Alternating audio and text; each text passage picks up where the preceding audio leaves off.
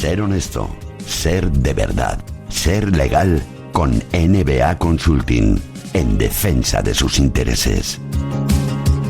Últimamente se está hablando mucho de la entrada en vigor de la conocida ley del solo sí es sí sobre la garantía integral de la libertad sexual. Pero, ¿qué supone esta ley? ¿Qué es lo que está pasando con ella? Hoy tenemos con nosotros a la abogada de NBA Consulting, Andrea Aguinaco, que viene a ayudarnos a entender esta nueva ley con sus luces y con sus sombras. Buenos días, Andrea. O por lo menos lo vamos a intentar, Zaira. Buenos días. Y es que es una materia muy compleja y muy sensible que requiere que se trate con responsabilidad y con tacto.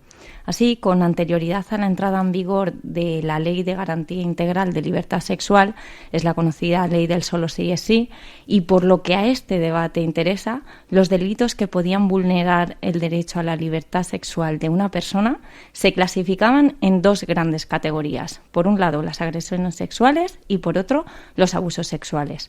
La diferencia entre unas y otros radicaba en que, siendo las dos conductas que lesionaban la libertad sexual de una persona, las agresiones sexuales se entendían que eran más graves porque el agresor utilizaba violencia o intimidación, mientras que en los abusos sexuales no.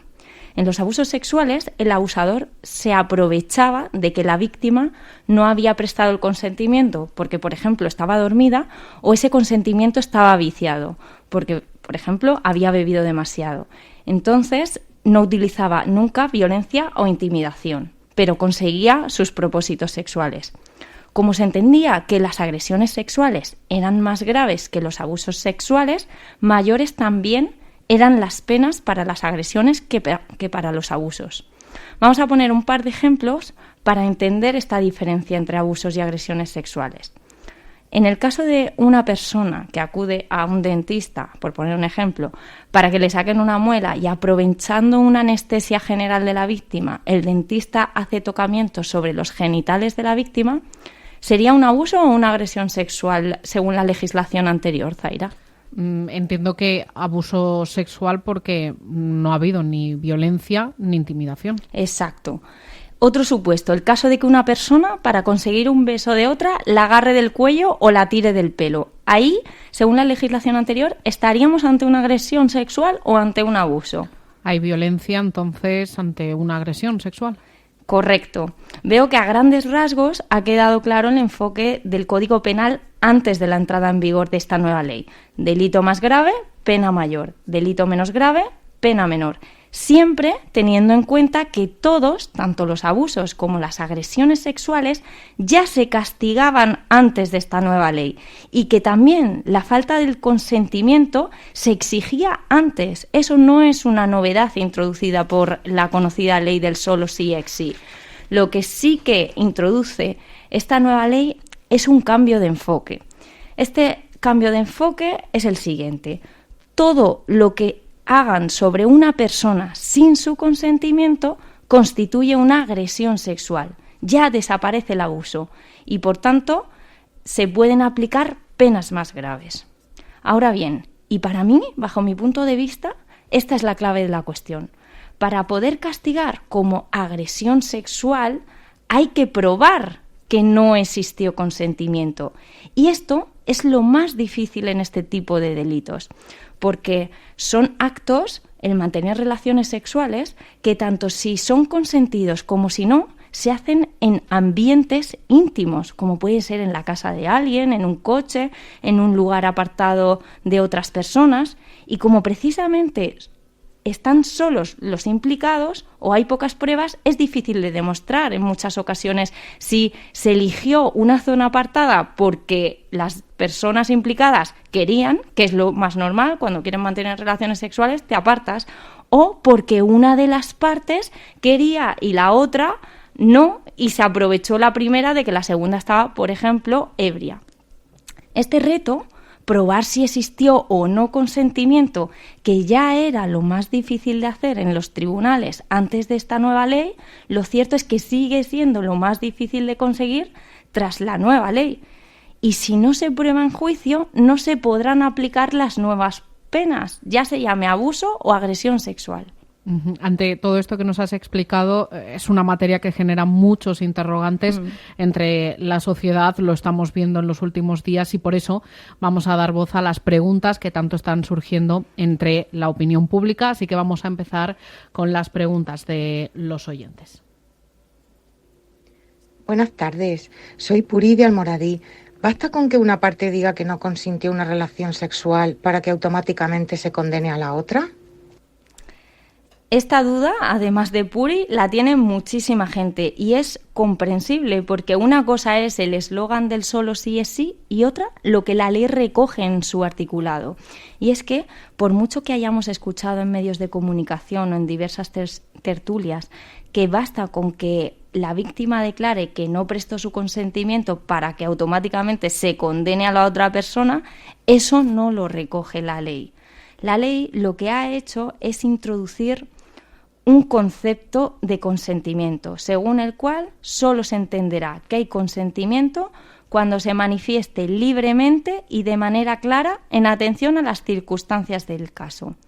Pero lo cierto es que esta frase es tan abstracta que poco ayuda cuando se trata de casos como en el ejemplo anterior de dos personas que mantienen relaciones sexuales en un coche, ambos habiendo bebido, una parte dice que sí que hubo consentimiento, la otra parte dice que no hay testigos y el informe del forense dice que no hay hematomas ni desgarros.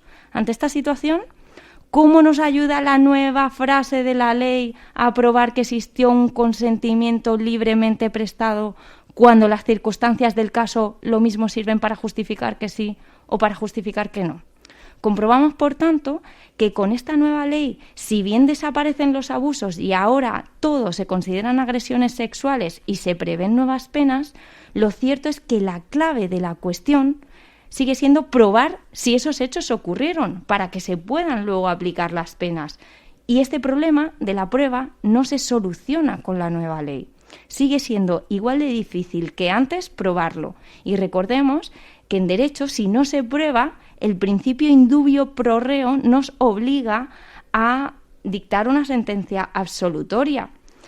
Y así vemos que el problema no tiene una fácil solución y menos semántica con la utilización de unas palabras. Vamos con más preguntas. Hola, soy Miguel de Callosa. Si estaban tan razonablemente diseñadas las penas, ¿por qué se dicta una nueva ley? A ver, por un lado, porque la nueva ley no solo regula materias en el ámbito penal, parece, por lo que se escucha, que solo está diseñada para esto. No, hay mucho esfuerzo y mucho trabajo detrás de ella para tratar de ayudar a las víctimas desde otro tipo de ámbitos que no es el penal, como por ejemplo regulando derechos en materia laboral para ayudar a la víctima, por ejemplo, a cambiar de puesto de trabajo y no tener que coincidir con el agresor, eso si fuese posible. O sea, que hay muchas más medidas de las penales en esta ley. Pero volviendo a las penales, la redacción anterior del Código Penal, aun siguiendo un esquema muy racional y cumpliendo con el principio de proporcionalidad que hemos hablado antes, hecho más grave, pena más grave, lo cierto es que permitía que situaciones como que, rescatando el ejemplo anterior, que un dentista pusiera anestesia general a la víctima y durante su efecto penetrase a la víctima, en la medida en que no existía, en ese ejemplo que os estoy poniendo, ni violencia ni intimidación, porque tampoco le hizo falta, puso la anestesia y como estaba dormida no fue necesario ni violencia ni intimidación, pues no se podían considerar violación. No obstante, el legislador fue consciente de eso y aunque no existía violencia o intimidación, previó penas más graves, hasta 10 años de prisión. Con esta nueva ley se parte de la perspectiva de que el hecho de que penetren a la víctima sin su consentimiento constituye una violación y a partir de ahí se pueden aplicar penas un poquito más graves. Por tanto, lo que antes era abuso y se podía castigar con hasta 10 años, ahora ese mismo acto ya sí se llama violación, pero en la práctica lo que va a ocurrir es que como mucho se le suman 2 años más. Vamos con más dudas de la audiencia. Hola, soy Javier de Orihuela. ¿Es cierto que la ley del solo sí es sí está pensada para las mujeres? Y en ese caso, ¿qué pasa con nosotros los hombres? Muy buena pregunta, porque aunque muchas veces escuchamos expresiones que nos hacen pensar que la víctima de estos delitos solo pueden ser las mujeres, eso no es cierto. Víctimas de agresiones sexuales pueden ser hombres y mujeres por igual. Si bien eso no ha sido así siempre, y como nota curiosa, pero muy ilustrativa, voy a comentaros que en el año 1995 se consideraba que este tipo de delitos lo que dañaban era la honestidad de la mujer, no la libertad sexual. Por eso, hasta el año 1995, solo la mujer podía ser víctima de estos delitos sexuales. Con el paso del tiempo, este enfoque se consideró tremendamente injusto, tanto para la mujer, que cargaba con el estigma de vincular su honra con los actos sexuales, como para el hombre, que ya podía acudir a partir del 95 a los tribunales para denunciar si había sufrido algún daño en su libertad sexual. Pero como te digo, eso ya cambió en el año 95, no con esta ley. Desde el año 95 la protección a las víctimas se dirige tanto a hombres como a mujeres. Ahora bien, es importante que destacar que a lo largo de la historia la inmensa mayoría de víctimas de delitos sexuales han sido y siguen siendo mujeres, menores y personas desvalidas. Por ello, se suele pensar en estos colectivos en primer lugar. Vamos con la última pregunta. Hola, soy María de Redován. ¿Esta ley va a servir para evitar que agresores sexuales no paguen por sus actos? Dificilísima pregunta de responder, María, y es que esa es la clave de estos delitos, como te adelantaba al principio, probar que existieron. Los debates y los análisis que estamos haciendo, si lo comprobáis, giran en torno a cómo se llaman ahora las cosas, si se llaman abuso o si se llaman agresión sexual, y a las penas que llevan aparejadas las agresiones sexuales, que en algunos casos suben y en otros casos bajan. Pero, como mencionaba al principio, para castigar primero se tiene que probar. Y es ahí donde esta ley no introduce un cambio que permita considerarla como un avance desde la perspectiva penal. Desde otras perspectivas, en materia de sensibilización y formación a los profesionales que van a atender a las víctimas, en materia de ayudas sociales, de seguridad social o en derechos laborales, esta ley sí que introduce unos cambios que van a hacer más llevadera la recuperación de las víctimas, tanto para hombres como para las mujeres.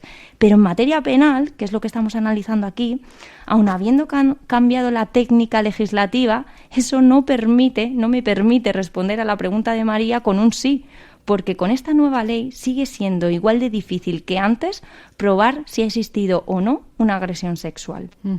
Se nos acaba el tiempo, Andrea, es un tema muy interesante que necesitaría mucho más tiempo, además de, por supuesto, actual, como este que estamos tratando de la ley del solo sí es sí. Muchas gracias por compartir este espacio con nosotros y por tratar de ayudarnos a entender un poquito mejor esta nueva ley que está provocando tantos comentarios y tanto debate en esta difícil situación. Muchas gracias, Andrea. Gracias a ti, Zaira. Y no quería despedirme sin decirles a nuestros oyentes que si les ha parecido interesante esta conversación, en la página web de NBA Consulting podrán encontrar un artículo explicativo de lo que supone aplicar el principio de la ley penal más favorable al reo, eso que habrán escuchado 101 veces en las últimas horas. Pues ahí van a encontrar un articulito que hemos redactado para que les pueda quedar un poquito más claro y que por motivos de tiempo no hemos podido tratar en este espacio. Sin más, me despido, buenos días y muchas gracias. Ser honesto, ser de verdad, ser legal con NBA Consulting, en defensa de sus intereses.